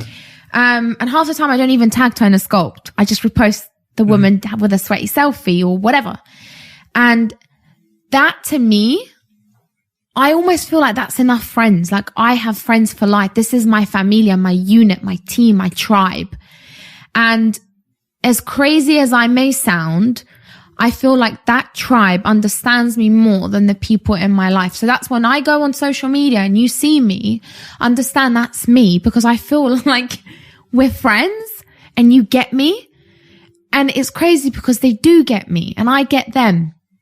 They get my sense of humor. They get me trying to dance on camera and be stupid. I don't care. I sometimes forget I have 2.3 million followers and I come. That's a lot of friends. Well, I sometimes forget, right? Have you seen that I come online and I don't have makeup on? I forget. I genuinely forget. And I'm like, oh shit, my skin's a bit crusty right now. And I just posted that to 2.3 million people. What's my crazy ass thinking? And I sit back and I'm like, oh, fuck it. I don't care. But the nature of the internet is that you would, of course, you've got 2.3 million people. There's a lot of people in there that are hurting themselves and that want to make you feel like shit too. Can I be honest? I'm very lucky. Really? Yeah, I'm very lucky, man. I don't get much negativity. I don't. And when I do, if like someone's been horrible on a post, because I have a big insecurity about my boobs, all right? Like they're saggy. I'll say it. And cool. I've always had a big insecurity about it. And I remember this one girl just ripped them to shreds. She was just like, ew, like they look disgusting and saggy. I didn't even see the comment until I started seeing the community members reply back to her. Now, there's a difference between replying back to someone and being like, you need to stop, that was hurtful, and then replying back meanly. If you're replying back mean, that's not nice. Like, you don't cure hate with hate, right? Mm-hmm. So if I see someone being really nasty to someone, I don't like that. Like, I'd rather you not defend me. I don't want that. You don't know what that girl's going through. Just because she's being mean to me, you don't know what she's going through, the pain she must be in. You don't know. But when I see someone like, hey, sis, like, you need to chill because that's not nice. You don't know what that comment could do to someone. That's a team. That's a community. That's a family right there. So I'm pretty blessed. I don't get as much negativity as maybe other people. I'm pretty blessed. Touch wood, that doesn't change. But listen, I don't know how to explain it to you, and I'm going to sound hella crazy right now, but the community I have, man, is something special. It's something that it's unexplainable, the feeling they give me. And that to me is my friends. As weird as I may sound and lonely as I may sound. So some of the things you're working on, right? Yeah. So you've got a book coming out? Yes. Which is exciting. Tell me about this. So exciting. So I'm officially an author. Oh my God. So my book, Do This For You, How to Be a Strong Woman on the Inside and Out, is not your average fitness book. So I'm pretty sick and tired of 20-day challenges and kind of telling women that, oh my God, do this 20-day challenge and you're going to lose 10 pounds. Oh, shut up. It's draining, it's jarring, stop. I'm going to teach you how to create habits, discipline, consistency, longevity. That's what it's about. You know, all the programs on the Tone Sculpt app some of them are a year long. Fucking hell. That doesn't kind of goes against the typical sales script of something with status quo. Like small effort from you, big results. That's what sells, right? Yeah. 5 days, you'll lose 100 pounds. Yeah. You know? But that's very honest of you, and I think that's real, right? Yeah. No, you're not. You're going to lose weight. Of course you're going to lose weight if you're doing stupid amounts of cardio, cutting out specific food groups, and you're literally depriving yourself. Of course you're going to lose weight. Not sustainable. Is it sustainable? No. So the way I always say it is, funny enough, in a relationship, if you're constantly just like horrible to someone all the time, is that sustainable? Not really. You have to nourish, you have to love, you have to care, you have to show effort, consistency. That's what works. Same thing with training. It's the constant effort you put in day out that will make a difference. And so it's all about disciplines, habits, consistency. Yeah. And it's a book that, do you know what? In all honesty, it's a book that I know when someone reads, they're going to pass it down. Right. Got you. It's one of those books. You read it and it gets you thinking. It's a thinking book. So I did the audio book for it as well last week. And when I was reading it, I was like, damn, that was good. I was like, damn, I know someone's going to read that. Like, yeah, or listen to it like, yeah. And it's true. It's a thinking book. I ask you what your why is. So if I say to you, what is your why? Why is it that you want to train? I've been over this a lot, but I mean, like, the thing that I keep trying to get myself away from is having a really extrinsic why that's like, I want to look good for summer. Because when summer ends and I look good, that shit is done. There we go. You know what I mean? But that's a lot of people's whys. Yeah. I want to lose weight for my wedding dress. I want to lose weight for this, for an occasion. Yeah, timeline. Yeah. The occasion comes, what then? You fall off a cliff. Yeah. It's not a sustainable why. So I teach you how to gain a sustainable why, which is fundamentally the most important foundation you need for fitness. Then I teach you habits. You don't think twice about brushing your teeth. Why think twice about your health? Why think twice about your health? Your health is the most fundamental and important thing you need to live. You need to get one of them as well, right? And why are you thinking twice about it? Why are you viewing fitness as a chore? You're viewing your health as a chore? That's a shame. Your body deserves more. When have you heard people speak about health like this? In a society where women are driven by fat loss pills and quick fad diets and intense workout sessions, it's time to stop. It's time to tell you that you need to calm the fuck down. Remember your why. Remember how important your health is, and understand that if you have a bad day, it's okay. It's okay to have a bad day. So that's what Do This For You is all about. Sounds amazing. I'm going to read it. Thank you. We'll link the pre-order as well in all of in the podcast and also on the YouTube video. I wanted to ask you what other things you're working on. I know you just launched an active wear line that looks pretty awesome. God, has so many issues with that to begin with, but we got there in the end. Honor Active. Honor Active is fundamentally, I was actually building the mission and the vision for it last week. And one of the things I said is that I don't want it to be a trendsetter. Why? Because I don't want my brand to be something that people just kind of like buy because it's trendy and that's that. I want Honor Active to be something you go back to time and time again. So all of our collections have certain names. Like the first collection is called Classic because you're always going to come back to it. It's designed with specific material that you always come back to it. The next collection is called Timeless. And then our winter collection is called Effortless. So it's designed to have a concept that it's your best friend always and forever. That it doesn't matter what year it is, you're still going to love Honor Active. Because trendsetters, they come and they go. You have your 15 minutes fame and then it goes. Yeah. But I want something to be sustainable. If you look at Nike, Lululemon, the biggest brands in the world, they don't have fancy stuff. Some of the best Lululemon leggings are the most simplest ones you'll ever find, but they're trusted and they're loved.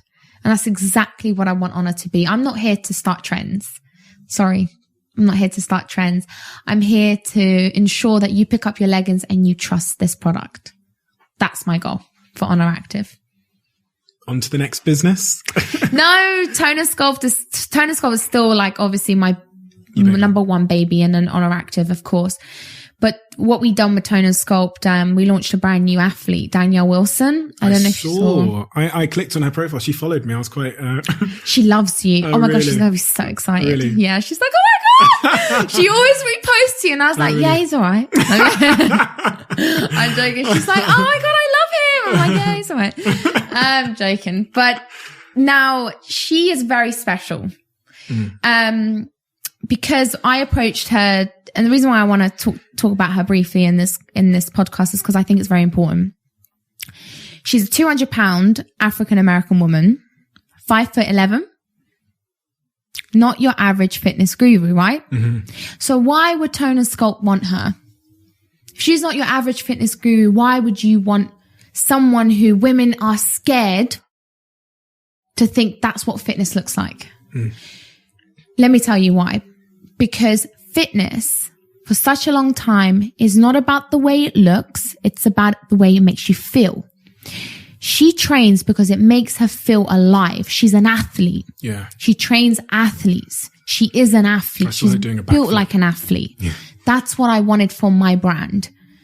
So when I approached her a year and a half ago, I slid into her DMs and I was like, I am every day inspired by you. And I didn't really think I wanted other trainers on the Tone and Sculpt app, but I need you. I need you on this app. And she was like, what? Are you serious? Like, you really think I should be on the app? And I was like, hell yeah, you need to be on this app. You inspire me. I know you're going to inspire thousands of other women. And it's funny because when the whole Black Lives Matter thing happened, 5 other companies approached her in that month, 5 other fitness brands. And I had a FaceTime with her and I said, listen, babe, if they're offering you more money and you think it's a better opportunity for you, I understand. Business is business. She goes, hell no, I'm married to you. I'm not going anywhere. I'm married to you. She goes, but how funny is it that it took something happening for them to approach me? I didn't say anything. And I said to her, I'm going to let you answer that question yourself, for yourself. Oh, that week, my emails were blowing right up. Black Lives Matter week, I had more speaking requests, more invitations to campaigns than I've ever had in my entire life. You know what it is, but I'm going to be honest. I'm going to take the bag. Do you know what I mean? Yeah. If you're approaching me because you think you suddenly have had this revelation that you need a black person involved, fine. I can't find what am I going to do? Say no, and then they're going to have to go because in this country to find someone else. Yeah, they're not, and in this country, when you think about young black successful entrepreneurs, and Jamal Edwards, the guy who made SBTV, who's been on this podcast, is fucking no one else. You're going to have to start looking at footballers if you want young, black and successful. Yeah. And so, yeah, and also I can use that platform as a way to inspire other people to change their opinions in the same way Obama inspired a lot of naive Americans to think that, oh my God, a black person can be smart and intelligent and clean. Please, I could just. So yeah, I took the bags, every single bag, all mine. And you know what? And I'll keep taking them. Yeah, no. Hell yeah. Hell yeah. Are you fucking joking me? I looked at Danielle, I said to Danielle on the FaceTime, it doesn't matter where you go. It matters what you're going to represent. Yeah. Do you understand that you're going to change a young girl's life by being somewhere, being present, being vocal, being ambitious? Do it. If the platform that's offering you more money is bigger, do it. She was like, no, I want to be at Tone and Sculpt. Of course, because you... Yeah. But that's just loyalty. That's just her being loyal. But it goes beyond bringing another trainer onto the app. It's about representation. It's about, I'm sick and tired of fitness having one status quo. Fitness is not one status quo. It's about to help people mentally and physically. If it wasn't for fitness, I would not be alive today. And that's facts. So what's next for Krissy? What's next? When you think about the future? Personally, I don't know. Business, amazing. Yeah. Stuff that are coming up beyond. But from a personal perspective, I don't know. I really don't know. I don't know what's even happening tomorrow in my personal life. Are you happy? In what sense? That's the question. Forward in what sense? In your life, are you happy? I would say I'm really happy in my career and I'm really happy in my community. From a personal perspective, I think I need to just take a breather. And I would say I need to work on my happiness on a personal perspective a little bit more. Yeah, for sure. You're going to do that? See, you're funny because you ask me the questions and you ask if I'm going to do it. And then I don't know the answer to that question because I don't know if I will do it. So I don't know. I think I just need to be a bit more patient with myself and a little bit kinder to myself and less self-defensive. Listen, I've taken a lot of your time, and it's been a fascinating conversation. I've learned a lot about myself as well. Really? Yeah, it's like, you know, on many of these issues, they're issues that anybody in the situation, you know, both me and you find ourselves in life, where we're running businesses and we're very busy, but then we're also trying to fulfill all of our personal needs at the same time. When one of those, you know, facets of our life is so all consuming, we feel the same things and we're confused by it. We don't have the answers. And as much as we want to have the answers and have control over everything, because we are used to that and we strive for that in our business, you know, sometimes we have to relinquish control in order to be happy. And maybe that's a lot of the answer. But thank you so much for giving me your time today, but more importantly, for giving me so much honesty. And where can people find you? I mean, you're everywhere, so dumbass question. Bitches everywhere, and I'm joking. But like, you know, you've got your book coming out, you've got your app, you've got your activewear line. I'm sure people will find you. And I just want to say thank you, because there's very few people out there that are willing to be honest. It takes a certain vulnerability to be that honest, but it does so much for so many people.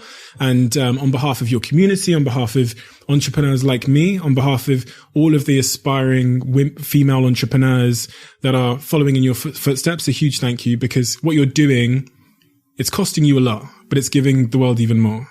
So thank you. Thank you so much.